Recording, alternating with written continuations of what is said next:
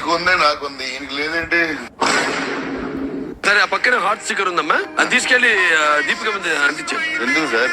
పెళ్లి అయిపోయింది sir madam, పెళ్లి అయిపోయింది, మనం హార్ట్లో పెట్టకూడదు. ప్రభాస్ గారు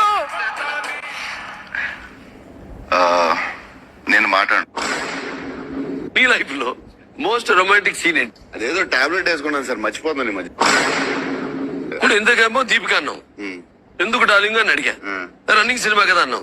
ఇప్పుడు వీళ్ళ సినిమా అయిపోయింది కాబట్టి కట్టా అంతే. ఈరోజు కొంచెం ఎక్కువ మాడినా. ప్రభాస్ గారిని పెళ్లి చేసుకోవాలి అంటే మాకు ఉండాల్సిన క్వాలిటీ ఏమిటి? అదే తెలియక ఇంకా పెళ్లి చేసుకోలేదు.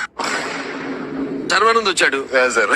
సో పెళ్లి ఎప్పుడన్నా ప్రభాస్ త్వరత అన్నాడు. నేను సల్మాన్ ఖాన్ తర్వాత అనగలేము. మీ ఫోన్ ఎక్స్చేంజ్ చేయాలి వీళ్ళిద్దరితో అనుకుంటే ఎవరితో ఎక్స్చేంజ్ చేస్తాం? ఎందుకు చేస్తాం సార్ పర్సనల్ ఫోన్?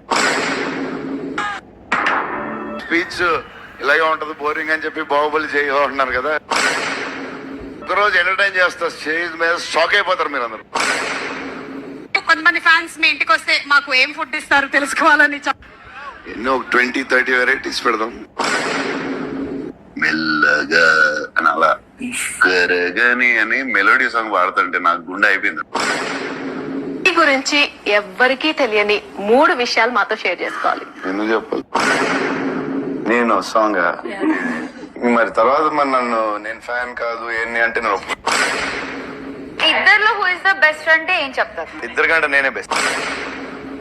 ఒకసారి ఇలా అడిగితే అది పార్ట్ 3లో వస్తుందని చెప్పాను. గుండె అయిపోయింది అడిగి. నేను కొంతమంది ఫ్యాన్స్ మీ ఇంటికి వస్తే మాకు ఏం ఫుడ్ ఇస్తారు తెలుసుకోవాలని చాలా. ఎన్నో 20-30 వెరైటీస్ పెడదాం. Sir, one more thing.